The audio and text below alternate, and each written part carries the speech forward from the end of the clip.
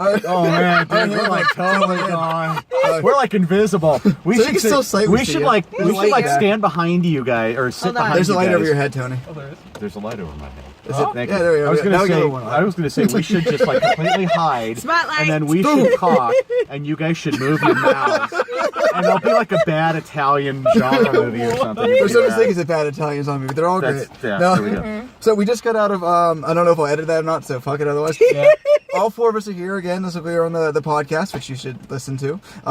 The four of you might actually be watching this, so find us on the podcast to put up on YouTube as well. Hi, future Cody. Yes, hi, all of us and friends and family. Hi, Mom. So we just got out of watching Escape Room. They're never going to see this. So Escape Room was surprisingly good. I gotta say, I was saying it initially, I don't know if I've had enough alcohol tonight to get through this, and I was very pleasantly surprised. I didn't need any alcohol. Me neither. It didn't need any like stimulants either. You didn't need any like Red Bull or caffeine because that movie is a legit thrill ride. Very well paced too. It was fun.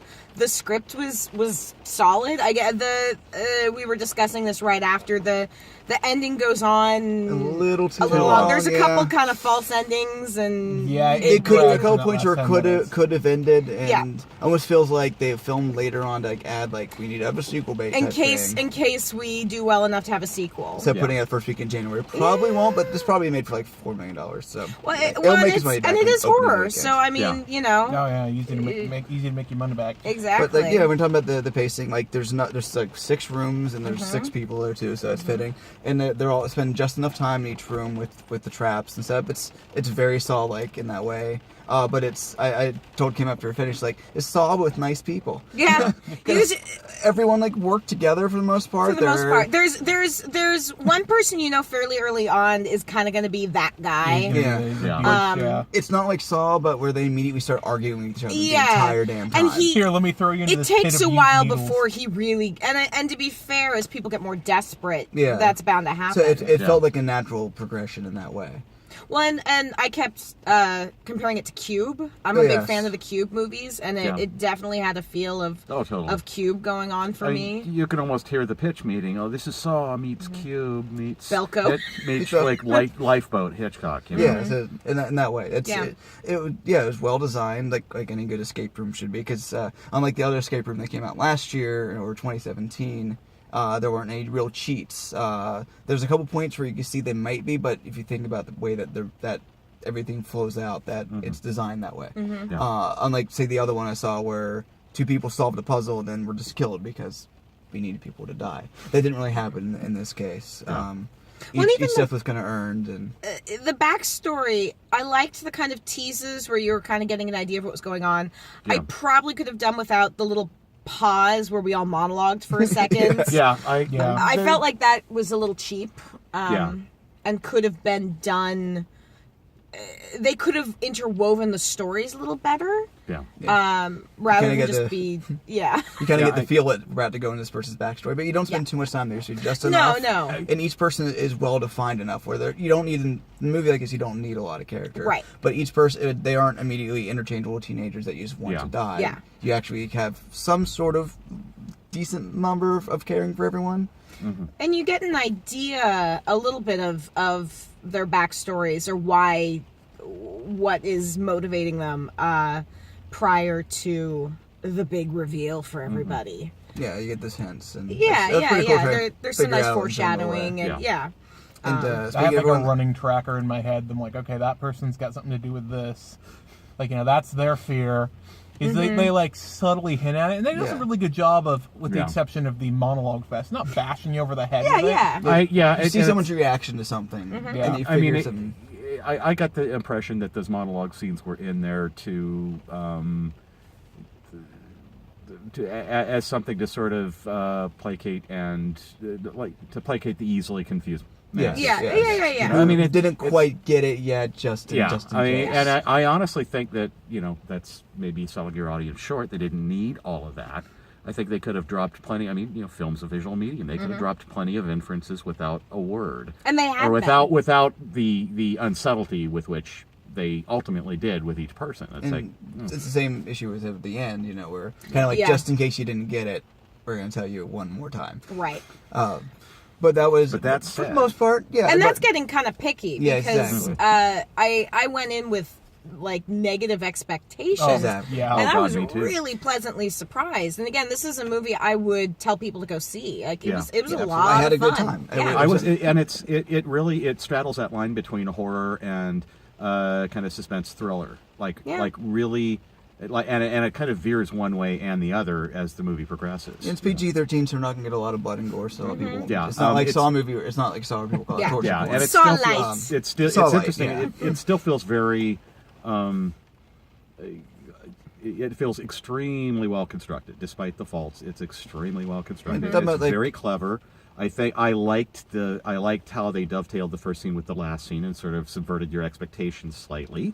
At least with me, I was in it enough to where I was genuinely entertained, maybe not totally surprised, but very entertained with how they dovetailed the alleged flashback or flash forward at the beginning of the movie with anyway. Which we talked about like well designed. Like I think the rooms all had like the rooms were Also, the production design was great there. The visuals great. I loved how distinct each room felt, how they definitely tied into obviously one of them especially I really liked that second room that was the winter setting. Oh yeah, that was really nicely done. And that was tense because if you know anything about like the ice, being trapped underneath the ice water. God, and it's one of those things. I mean, it does it. It very capably stokes your phobias. It's like each of the 6 rooms represents some major phobia that's going to hit somebody. Which teaches the so whatever you watch, there's going to be something that's going to really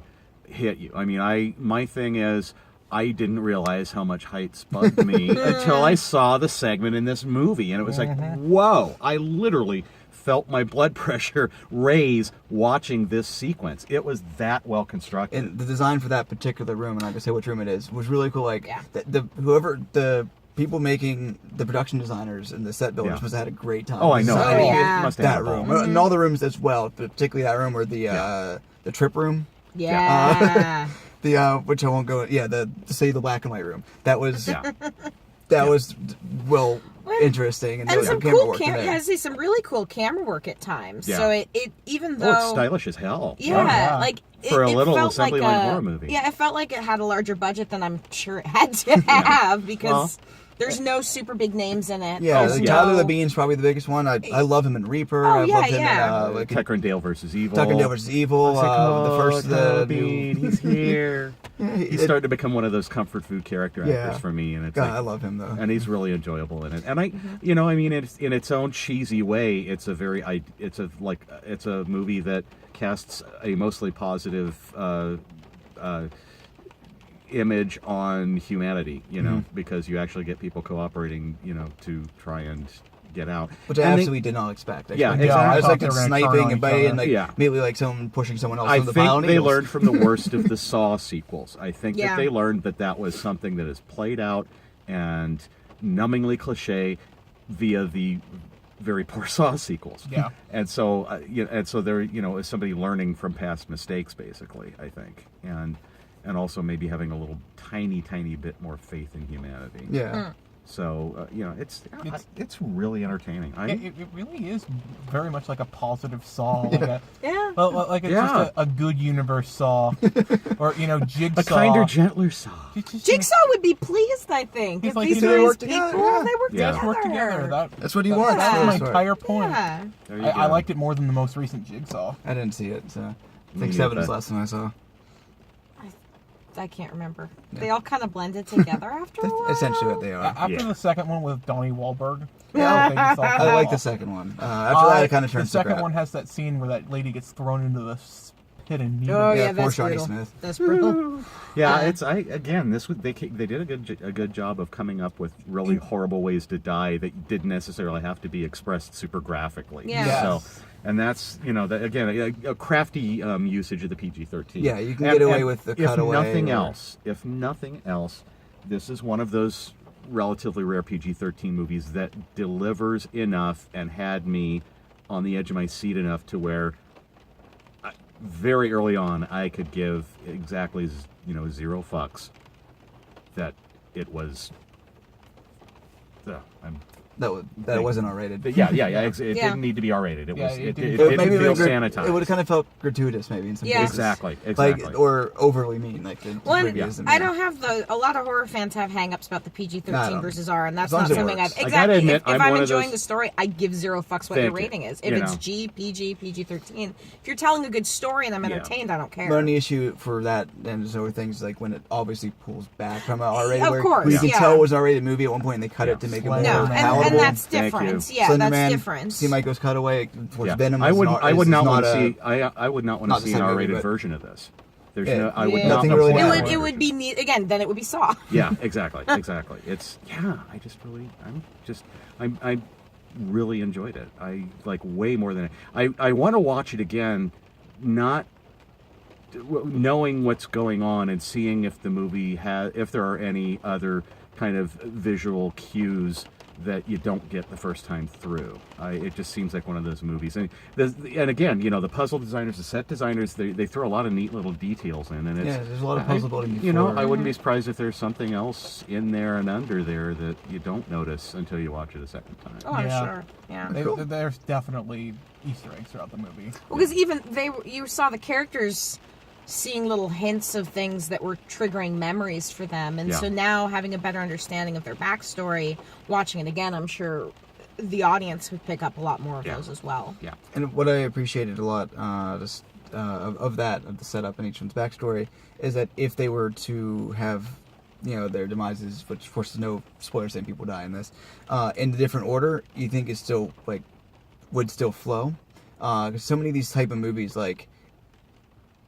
it seems like it's obvious, this person died, so they won't have something in the next room, right? Or this room, everything's kind of set up in that way. But of course, the game designers would work on certain things like that. But this was a positive experience. It's a good way to start the year. Good way to start the year. Compared to currently many times number one for all of us. As mentioned to Cam, our best of 2019. Yes, it's done. We're cool. We can just stop. That's it. We're done. Thanks, 2019. But see you next year. But yeah, this is the same director as Insidious 4, which came out around this time last year, which I thought was kind of a waste of its concept. But this one did it well. So I can't remember Adam something, I think his name is. Turned it around and made a better movie this year. Yeah. So. And it may have helped that he was actually getting to work with a non-franchise movie. Yeah. So having that baggage, really. It's really hard. It has to be hard as a director coming into an established franchise. Yeah. And having certain restrictions, but also wanting to do your artistic thing. That's not an easy thing to do as a director. Yeah. So, I think this was a much better indicator of... Because I will say, we talked about this a little too when we were still in the theater. Insidious 4 isn't a great movie, but it's better than 2 and 3. Oh, yes. That's a whole... I haven't seen it, but that really... I realize that's a low bar to set, but... Yeah. I'm at the risk of blasphemy. I'm not really a fan of any of the Insidious movies. To each their own, man. I like the first one. I'm with Tony on this one. I've never this is something we could kibitz about. Yeah, but final elsewhere. Final thoughts on Escape Room?